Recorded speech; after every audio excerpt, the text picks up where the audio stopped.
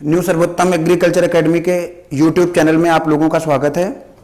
बेटा आज से हम लोग नया टॉपिक स्टार्ट करेंगे, विद्युत, इलेक्ट्रोस्टैटिक्स। ठीक है, पहले तो जान लेते हैं, स्टार्टिंग होती आवेश से। आवेश क्या है? देखो, आप लोगों ने अपने बालों पर स्केल जो होता है उसको रगड़ा होगा। रगड़ने के बाद उसको ग्राउंड के नज़दीक ले गए होंगे। ग्राउंड के नज़दीक ले जाने पर देखा होगा जो छोटे छोटे धूल के कण हैं, कागज है, उसके टुकड़े हैं, वो उठ करके उस स्केल से चिपक जाते हैं। अब चिपकने का मतलब है उसके अंदर एक आकर्षण वाला गुण आ गया। आकर्षण वाला गुण का मतलब आकर्षण बल आ गया। अब ये बल जिसके कारण उत्पन्न हुआ है उसे हम आवेश कहते हैं। अब ये जो आकर्षण का गुण है उसे हम लोग वैद्युत बल कहते हैं, और जिसके कारण वैद्युत बल उत्पन्न हुआ है उससे हम आवेश कहते हैं। तो भाई आवेश क्या है? आवेश किसी वस्तु का वह गुण है जिसके कारण वस्तु में वैद्युत वाला आकर्षण या प्रतिकर्षण बल उत्पन्न होता है। ठीक है, आवेश जो होता है उसकी प्रकृति दो प्रकार की होती है। प्रकृति दो प्रकार की होने का मतलब है इसका जो नेचर है वो दो तरीके का है। एक आवेश उसे हम धन आवेश कहते हैं और दूसरा उसे हम ऋण आवेश कहते हैं। देखो, शुरुआती दौर पर केवल हम लोगों को यह पता था कि किसी वस्तु में इलेक्ट्रॉन हैं जो एक जगह से दूसरी जगह जा सकते हैं। तो शुरुआती दौर पर इलेक्ट्रॉनों की जो कमी थी वो धन आवेश को प्रदर्शित करती थी और इलेक्ट्रॉनों की अधिकता ऋण आवेश को प्रदर्शित करती थी। तो आपके ये पॉइंट क्लियर हो जाना चाहिए कि आवेश दो प्रकार का होता है, धन आवेश एवं ऋण आवेश। धन आवेश इलेक्ट्रॉनों की कमी के कारण उत्पन्न होता है और ऋण आवेश इलेक्ट्रॉनों की अधिकता के कारण उत्पन्न होता है। इसका मात्रक है कूलाम। ठीक है, मात्रक कूलाम है। इसकी जो विमा है वो हमारे एक फार्मूले से निकल कर आती है। वो सूत्र है धारा बराबर आवेश बटे समय, I बराबर Q बाई टी। यहां से Q इक्वल टू आएगा I इंटू टी। Q का मात्रक बराबर I का मात्रक एम्पियर,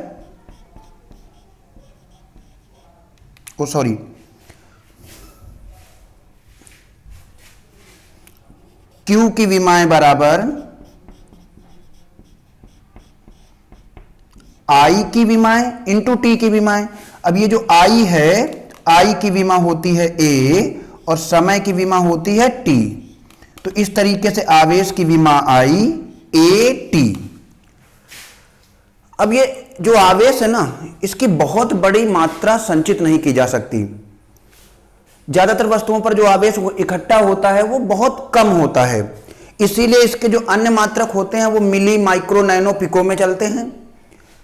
तो छोटे मात्रक लेने का कारण ही ये है कि किसी वस्तु पर उपस्थित होने वाले आवेश की मात्रा सदैव बहुत ही कम होती है।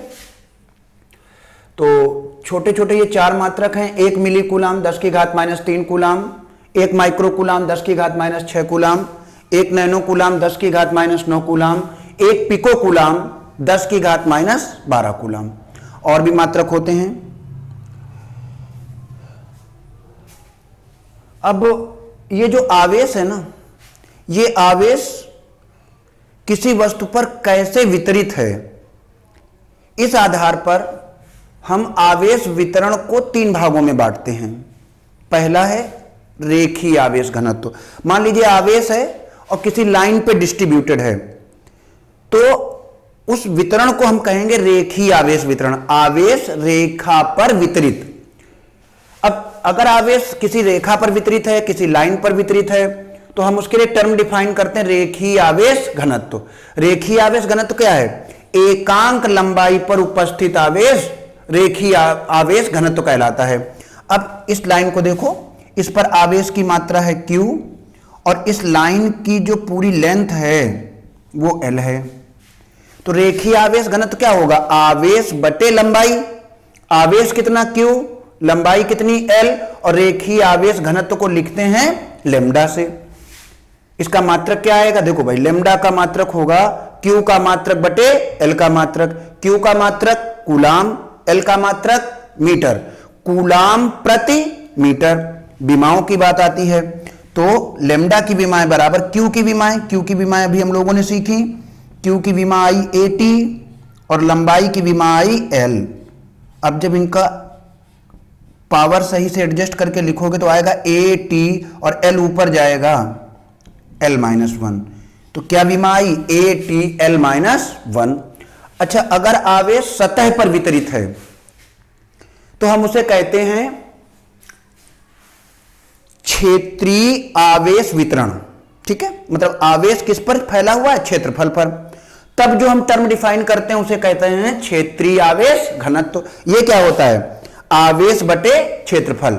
एकांक क्षेत्रफल पर उपस्थित आवेश क्षेत्रीय आवेश घनत्व कहलाता है। तो क्षेत्रीय आवेश घनत्व, मान लीजिए ये आपका इतना क्षेत्रफल है, इस पर उपस्थित आवेश Q है और इसका क्षेत्रफल कितना है? A। तो Q बटे A आपका क्षेत्रीय आवेश घनत्व कहलाएगा। इसे हम सिग्मा से लिखते हैं, सिग्मा बराबर आवेश बटे क्षेत्रफल। आवेश कितना Q, क्षेत्रफल कितना A, मात्रक क्या आया? कूलाम प्रति मीटर स्क्वायर। बात करते हैं विमाओं की। तो आवेश की विमा AT अभी सीखा हम लोगों ने, और क्षेत्रफल की विमा L2 क्या बना?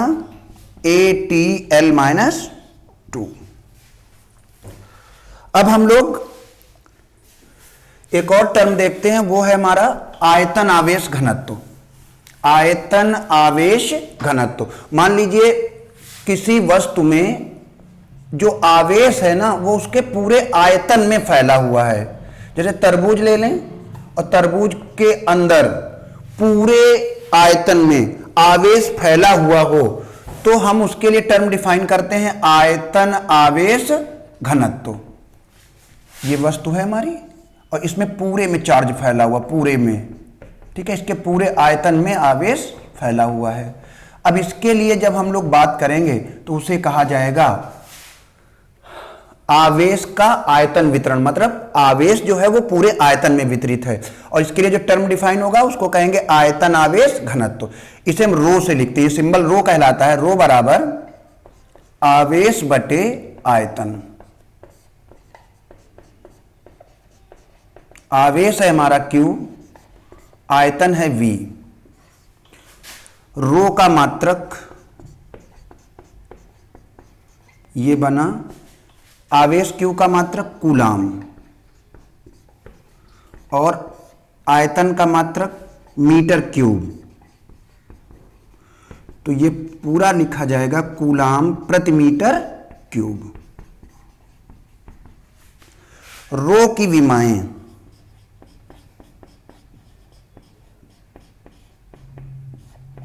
That is equal to Q की विमा AT और आयतन V की विमा L3, AT L-3।